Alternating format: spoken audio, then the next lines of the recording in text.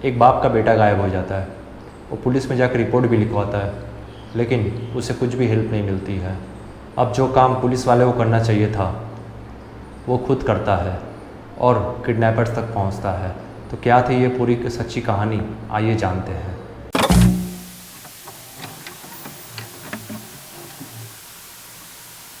ये कहानी है उत्तर प्रदेश के आगरा की। तारीख था 23 जनवरी 2022। इस दिन 9 साल का कुलदीप घर के बाहर खेल रहा होता है अपने दोस्तों के साथ में। धीरे धीरे अंधेरा होता है, सारे बच्चे अपने अपने घर जाते हैं, लेकिन कुलदीप अपने घर नहीं पहुंचता है। अब कुलदीप की माँ को बहुत ही ज़्यादा टेंशन होता कि आखिर कुलदीप गया तो गया कहाँ। वो इधर उधर पता लगाती है, लेकिन उसे कुछ भी पता नहीं चलता। अब वो अपने हस्बैंड गब्बर सिंह को फ़ोन करती। गब्बर सिंह की वैसे एक अपनी दुकान थी उसी गाँव में। गब्बर सिंह को जब ये खबर पता चलता, वो तुरंत अपने दुकान को बंद करके घर की तरफ आता, और घर की तरफ आते वक्त जितने भी उसके दोस्त यार के घर पड़ते वो सारे से पूछताछ करता, लेकिन उसे कहीं भी कुछ अपडेट नहीं मिलती। धीरे धीरे वो घर तक पहुंचता है। अब वो अपने पड़ोसियों से बात करता, लेकिन पड़ोसी से भी कोई अपडेट नहीं मिलती है। अब 23 जनवरी बीत करके 24 जनवरी आ जाता है। 24 जनवरी कुछ पड़ोसी गब्बर सिंह को ये सलाह देते हैं कि तुम स्थानीय पुलिस स्टेशन में रिपोर्ट लिखा दो। अब गब्बर सिंह पुलिस स्टेशन पहुंचता और मिसिंग रिपोर्ट लिखवाता कुलदीप के बारे में। अब पुलिस थोड़ी सी छानबीन करती, लेकिन पुलिस अपनी इन्वेस्टिगेशन वहीं रोक देती, क्योंकि उस समय चुनाव का मौसम था और चुनाव में सारे पुलिस वाले की ड्यूटी इधर उधर लगी हुई थी। इसीलिए किसी पुलिस के पास में इतनी टाइम नहीं थी कि वो कुलदीप की खोजबीन कर सके।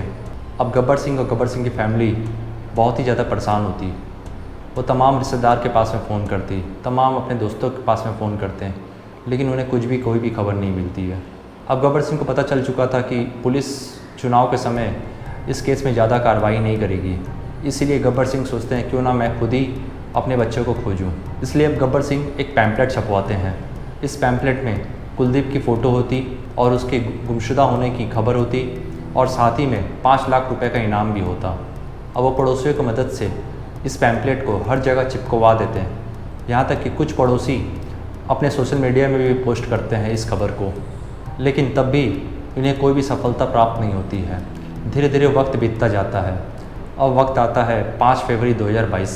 5 फरवरी 2022 को गब्बर सिंह को अपने घर के आंगन में एक लेटर मिलता है। ये लेटर जो मिलता है, ये लेटर का पेपर काफ़ी मोड़ मार के फेंका गया था। इसमें लिखा हुआ था कि अगर कुलदीप को जिंदा देखना चाहते हो तो 35 लाख रुपए का इंतज़ाम करो, और वो 35 लाख मेन रोड में पेट्रोल पंप के पास में जो शीशम का पेड़ है उसमें लटका देना। अब शाम के वक्त गब्बर सिंह और गब्बर सिंह के पड़ोसी एक बैठक करते हैं, और बैठक में इस लेटर के बारे में चर्चा करते हैं। अब गब्बर सिंह कहता है कि मेरे पास में तो 35 लाख रुपए नहीं है। अब उसमें से कुछ पड़ोसी ऐसे होते हैं जो हेल्प करने के लिए आगे आते हैं, लेकिन तब भी सब जोड़ जाड़ करके भी 35 लाख रुपए पूरे नहीं हो पा रहे थे। अब धीरे धीरे वक्त बीतता जाता है। तारीख आता है 9 फरवरी 2022। इस दिन उन्हें फिर से एक कागज़ मिलता है उसी अंदाज में और वही आंगन में। अब इस पेपर को जब खोल के गब्बर सिंह पढ़ते हैं तो इसमें लिखा हुआ था कि तुम्हारे पास में 35 लाख रुपए नहीं है, चलो मैं इसे घटा करके 25 लाख कर देता हूँ। 25 लाख रुपए दो और कुलदीप को ज़िंदा पाओ, और ये पैसे मैंने जहाँ पेट्रोल पंप के पास में शीशम का पेड़ कहा है वहीं पे लटका देना। अब ये सेकंड लेटर मिलने के बाद में फिर से इनके घर में एक बैठक होती, फिर से पड़ोसी लोग आते हैं, फिर से ये लोग के बीच में इस लेटर के बारे में चर्चा होती है। अब उसमें से कुछ पड़ोसी कहते हैं कि हो सकता है हमने जितने पैम्पलेट को चिपकाए हैं प्लस सोशल मीडिया में पोस्ट किए हैं, तो किसी व्यक्ति के मन में लालच आ गया हो, वो ये सब लेटर भेज करके हमसे पैसा लेना चाहता हो। प्लस हमें ये भी तो नहीं पता कि कुलदीप इसके पास में है या नहीं है, कोई सबूत भी तो नहीं दे रहा है ये। अब गब्बर सिंह को ये बात जचती है, और गब्बर सिंह भी सोचते हैं कि हाँ सच में ये इस बात सही है कि किसी के मन में भी लालच आ सकता है। प्लस हमें ये भी नहीं पता कि ये जो फेंकने वाला व्यक्ति है इसी के पास में कुलदीप है। अब फिर से धीरे धीरे वक्त निकलते जाता है। अब तारीख आता है 11 फरवरी 2022। 11 फरवरी 2022 को फिर से इनके आंगन में फिर से एक लेटर मिलता। अब उस लेटर में लिखा होता कि कुलदीप हमारे पास में ही है, अगर तुम पैसे का इंतज़ाम नहीं करोगे तो हम तुम्हारे बेटे को मार देंगे, प्लस सबूत के तौर पे हम तुम्हें कुलदीप की एक टोपी भेज रहे हैं। अब गब्बर सिंह आसपास खोजता है तो उन्हें एक टोपी भी मिलती है जो कि एक विंटर कैप होता है और ये कुलदीप की ही थी। गब्बर सिंह को यकीन हो जाता है कि ये जो फेंकने वाला जो व्यक्ति है यही असली किडनैपर है और कुलदीप भी इसी के पास में है। और तीसरे लेटर में फिर से लिखा हुआ था कि पैसे को शीशम के पेड़ में लटका देना। अब गब्बर सिंह अपने कुछ भरोसेमंद साथियों के साथ में फिर से वो बैठता है और इन बातों पे चर्चा करता है। अब गब्बर सिंह तीनों लेटर को सामने लेकर के आता है और तीनों लेटर को सामने रख करके कुछ कॉमन खोजने की कोशिश करता है। जब गब्बर सिंह बारीकी से पढ़ता है सारी लेटर को तो उसको दो चीज़ कॉमन दिखाई देती है। सबसे पहला चीज़ वो होता है शीशम का पेड़, क्योंकि तीनों लेटर में शीशम के पेड़ के बारे में जिक्र किया हुआ था।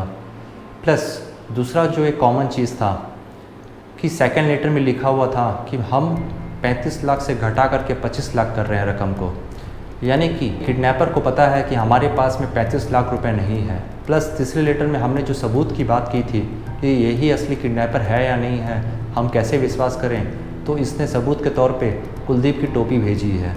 तो इसका मतलब ये किडनैपर जो भी है वो हमारे सारी बात सुन रहा है। अब उसे शक होता कि हो ना हो हमारे इर्द गिर्द ही कोई हमारा साथी है या हमारा कोई पड़ोसी है जिसका इसमें हाथ हो। फिर गब्बर सिंह सोचता है क्यों ना एक बार इस शीशम के पेड़ के पास में चला जाए, आखिर देखा जाए कि लेटर में बार बार शीशम का पेड़ के बारे में जिक्र क्यों किया जा रहा है। गब्बर सिंह अपने दो भरोसेमंद साथियों के साथ में निकल पड़ता उस शीशम के पेड़ की ओर। सबसे पहले वो पेट्रोल पंप के पास में जाता। पेट्रोल पंप के पास पहुंच करके वहाँ के स्थानीय लोगों से पूछता है कि शीशम का पेड़ कहाँ है। तो कुछ स्थानीय लोग एक पेड़ की तरफ इशारा करके कहते हैं कि वो रहा शीशम का पेड़। अब धीरे धीरे गब्बर सिंह और गब्बर सिंह के दो साथी उस शीशम के पेड़ की ओर बढ़ते हैं। कोई देखते हैं कि जिस इलाका में ये शीशम का पेड़ है ये इलाका काफ़ी ही जंगल है। गब्बर सिंह ये भी सोचते हैं कि यहाँ अगर यदि मैं पैसे रखने आऊँ तो अगर कोई मुझे झाड़ियों से देख रहा हो तो मुझे पता भी नहीं चलेगा, ना ही मुझे कोई शक होगा। अब गब्बर सिंह पता लगाते हैं कि आखिर ये एरिया कौन सा है। तो उन्हें एरिया का जो पता चलता है ये एरिया होता है सेरेंदी गाँव, और इनके घर से काफ़ी दूर था। इनका गाँव का नाम होता है इरादत नगर। अब गब्बर सिंह सोचते हैं कि अगर कोई किडनैपर हमारा करीबी है तो पैसे को लेने इतने दूर तो नहीं आएगा। तो उन्हें मन में शक होता कि हो ना हो ये जो सेरेंदी गांव है और इनका जो गांव है इसके बीच में कुछ ना कुछ तो कुछ कनेक्शन है। ज़रूर कोई ऐसा व्यक्ति है जिसका कनेक्शन हमारे गांव से और इस सेरेंदी गांव से कनेक्शन ज़रूर होगा। अब ये सेरेंदी गांव में जाते हैं और अपना आइडेंटिटी छुपा करके गांव वालों से बात करते हैं कि कोई ऐसा व्यक्ति है जो कि इरादत नगर में पहले रहता हो या उसका घर अभी भी इरादत नगर में हो प्लस सेरेंदी गांव में भी हो। काफ़ी पूछताछ के बाद में उन्हें एक गांव वाला बताता है कि एक आशु नाम का लड़का है जो कि पहले इरादत नगर में रहता था और अब वो सेरेंदी गांव में है। और ज़्यादा आशु के बारे में पता करने पे गब्बर को पता चलता है कि इसका एक टैक्सी सर्विस भी है। ये भाड़े में टैक्सी भी चलाता प्लस भाड़े में अपना गाड़ी भी देता है। अब एक दिन मौका पा करके फिर से ये अपने दो साथियों के साथ में उस गांव में जाता है, यानी कि सेरेंदी गांव में जाता है। और ये वक्त होता है शाम के समय में जब थोड़ा थोड़ा अंधेरा होता है। ये अपने मुंह में गमछा लपेटे हुए जाता है और आशु के घर तक पहुंचता है। आशु से कहता है कि उन्हें गाड़ी की ज़रूरत है, लेकिन आशु को कुछ शक होता है और आशु गाड़ी के लिए मना कर देता है। और आशु कहता है कि आप ऑटो स्टैंड चल जाइए, ऑटो स्टैंड में आपको गाड़ी बहुत सारी मिल जाएगी। अब गब्बर सिंह और गब्बर सिंह के साथी आशु को दिखाने के लिए उसके आँख से ओझिल हो जाते हैं और धीरे धीरे फिर से उसके घर के पीछे में आके छुप जाते हैं और देखते हैं कि इसकी हरकत क्या है। अब वो देखते हैं कि आशु घर के बाहर किसी से फ़ोन में बात कर रहा है।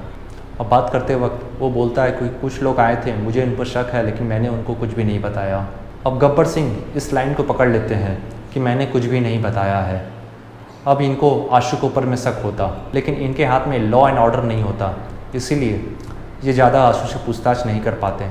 इसीलिए ये फिर से पुलिस स्टेशन पहुंचते हैं और पुलिस वाले से गुहार लगाते हैं कि सर हमें एक आदमी पे शक है, अगर आप थोड़ा सा पूछताछ करेंगे तो वो ज़रूर सच उगल देगा।